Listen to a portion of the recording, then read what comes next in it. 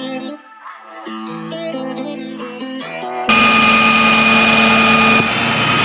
guys, definitely not the way we wanted to end our trip, but yeah, it's going to be a long drive home, but at least we got a really good tow truck driver, nice guy.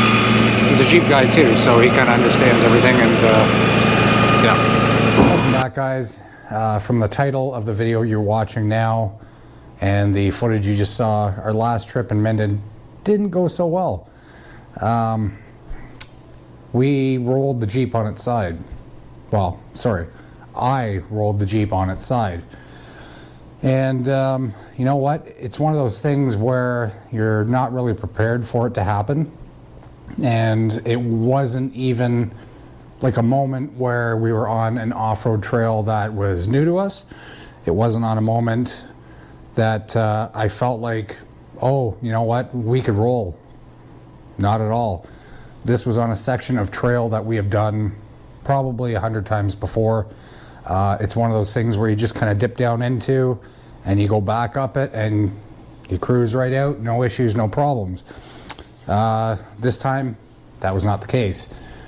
And I even stated before we went out and hit this section of the trail that I had to be a little bit careful due to the fact that I have replaced the springs in the Jeep recently.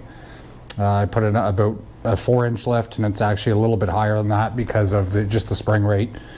And I had not yet gotten around to replacing the shocks to adequately make up for that.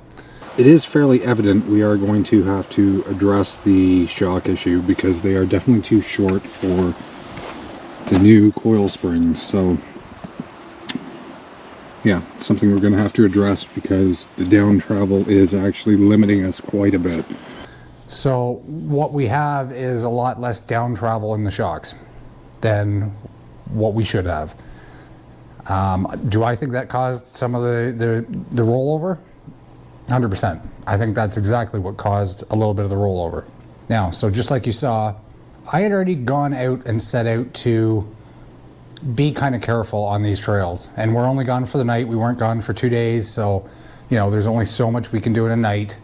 It had already started to get a little bit dark, which was great because I was filming for a review video that if you've watched the channel, it's the previous video before this one. And by the way, great headlights, really great headlights. They were still working when I was on my side, so regardless, yeah, maybe mistakes on my part were made, for sure. But it's one of those sections of the trail that you go to hit it and you never have a problem. So was it glamorous? Was rolling it? Was it a big photo moment? No, not at all. I didn't even know we were rolling, or I was rolling. Kristen wasn't in the vehicle. She had just gotten out to film, actually.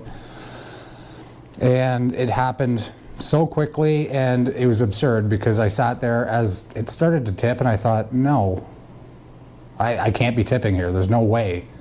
And sure enough, I put it down hard on its side and slid into a little bit of a tree, which gave me the damage that you'll see in these photos. So not only do we have all the fender damage, all driver's side fenders, obviously, we have a little bit of damage to the fender itself. It's been pushed in a little bit where the hood lines up. Nothing big. It can be fixed. Not a big deal. We have the roof rack damage from hitting that tree, and a little bit of damage on that same spot on the roof itself, on the hardtop. Rear fender obviously was pushed in a bit. Not too bad. Some cracking on the rear part of the hardtop. Again, can be repaired. There's fiberglass repair kits. I could get a new top. Not a big deal. There's no structural damage there. The main problem came when we put it on its side. And I kind of panicked. And again, I wasn't expecting it. And it happened so quick and it was dark out. So I wasn't expecting it. It took me a little bit longer to shut the Jeep off than it should have, but I did shut it off. I'm talking maybe 15 seconds on its side, and I shut the Jeep off. I then proceeded to climb out of the Jeep and which was a lot harder than I thought it would be, but it was also, you know, my boots are wet and slippery and everything else, and I had to climb out the passenger side window. Once I got out, I knew right away I had to run winch line. So I couldn't run it quite the way I wanted to. I needed to pull myself a little bit closer to be able to run it from the front of the Jeep to a tree, you know, tree strap, run it back to the Jeep to try to pull it over on its side. And I was killing my battery because when I climbed out, I had forgotten to turn off my ditch lights. And also we have the fridge in the back, which is running, so fridge, ditch lights, and the battery was getting weak. That's where the biggest mistake came. I decided to get back in the Jeep and turn it back on. I started the Jeep again in order to give me more power so I could winch again. And although it ran fine at the time, I gave it about 40 seconds to a minute of running on, you know, with the engine on its side, which I know is not a good idea. Please never turn your Jeep back on if it's on its side, ever. I made that mistake, and I knew I made that mistake as I was doing it. So I did shut it back off, climbed back out, still was not able to recover on my own. I probably could have if it wasn't frigid cold and snowing. But I knew there were some people, some great people by the way, close to our campsite. So we made the walk back. And I asked them for help. It was, I think, 4 or 5 guys, I can't remember now. But they all came out with their rigs. They hooked up straps. They got me flipped back over. The one gentleman was a mechanic, so he had already informed me, do not start it again, which I knew. He pulled all the plugs out, took the wires off, everything else, and had me crank it over just to get some of the oil out of the upper cylinder, because there definitely was oil there. And that was unsuccessful. Upon trying that, it cranked over a couple times, and my battery again had died. So that was pretty much the end of that. They flat towed us back to our campsite for the night. Now, little did I know the damage that I had actually done by doing that. So on the Saturday morning, we called CAA, which is the same as in America, it's the same as your AAA. We had called them, and long story short, we ended up waiting for 4 hours for a tow truck. It's about a 2-hour drive from where we are off-roading to back home, and that's where I wanted the Jeep towed back to so I could look at it.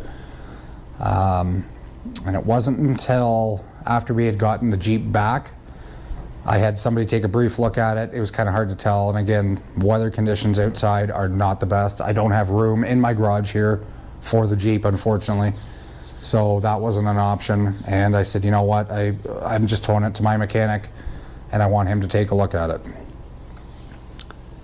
Then I got the phone call. Pretty much I had done the worst damage you could possibly do after flipping your Jeep over. And it's all due to the fact that I started that Jeep again.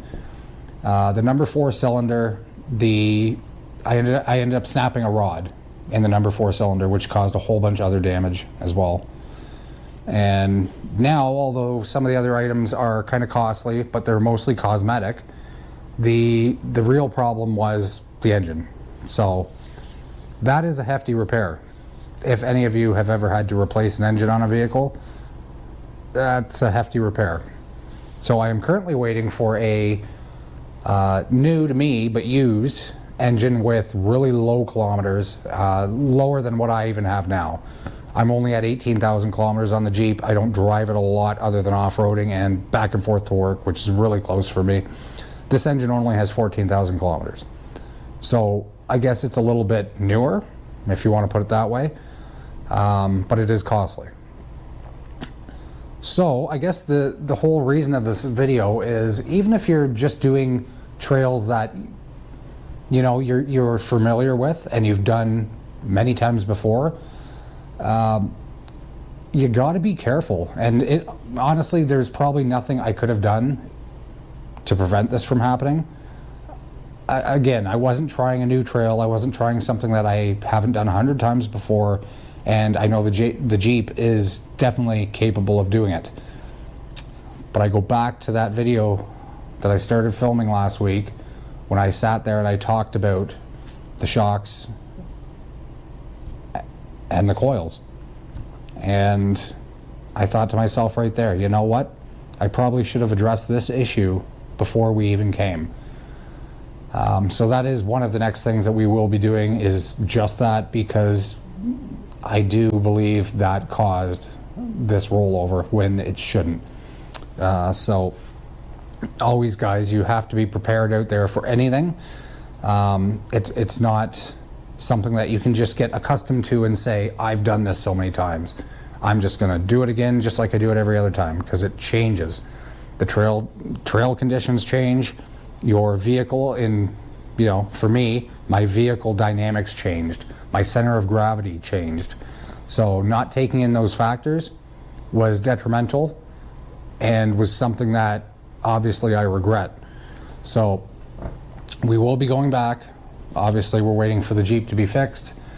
We're going to make some improvements. We're going to do some repairs, and we're going to get back out there.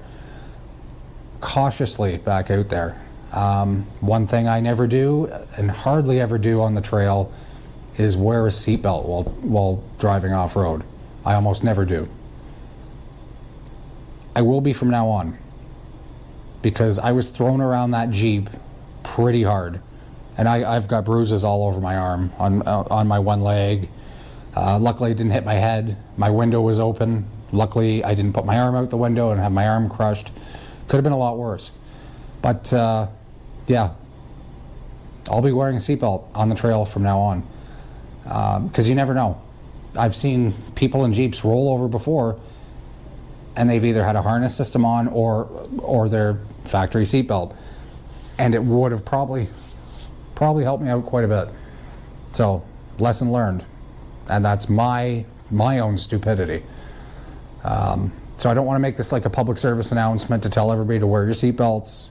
You guys can do whatever you'd like on the trail. I'm just saying that I will be wearing my seatbelt from now on. And I will be a little bit more cautious, I think, of what I'm doing. Because at the end of the day, this Jeep is not just I don't throw it on a trailer and trailer it there. I drive this Jeep everywhere we go. It's my daily driver, my only sole transportation. And I think sometimes off-roading, you kind of forget about that in the back of your head, because you're having so much fun and you want to try the next biggest thing. And I guess I can't necessarily do that, or I have to be really careful doing that. So guys, I think I might start like a repair series on the channel, to kind of show you guys what I'm doing to repair the damages that we have.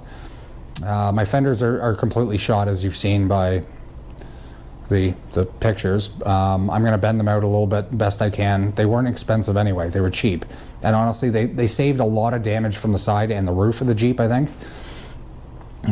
So I might even just pick another set of those up and put them on. We'll see, I'm not sure yet. I just want to get the Jeep back in the driveway running. And then, yeah, we're going to go from there. I've got some other videos planned for you guys. I've actually got some unrelated videos of something I just purchased that I decided to take up welding. Okay, I thought maybe it would be a pretty good thing to learn, even for repairs on the Jeep, maybe, right? So, but the welder I bought, it's really good. It's really good. Paid for it with my own money. I didn't get it for free or anything like that. But I just want to give you guys a little bit of a heads up on that, so maybe that'll be a next video as well. But yeah, we are going to get back out. We're going to hit the trails again. I just don't know if it's going to be the end of this month, in December, what with Christmas and New Year's and everything coming, but we are definitely getting back out there. So, well guys, that's pretty much going to be it for this video. And again, we love you guys watching our videos. We love filming the videos for you. So yeah, definitely, if you did enjoy the video, please down below, like and subscribe. It really does help out the channel. And yeah, we'll go from there. We'll get the repairs done and see you guys out on the trail. Until next time.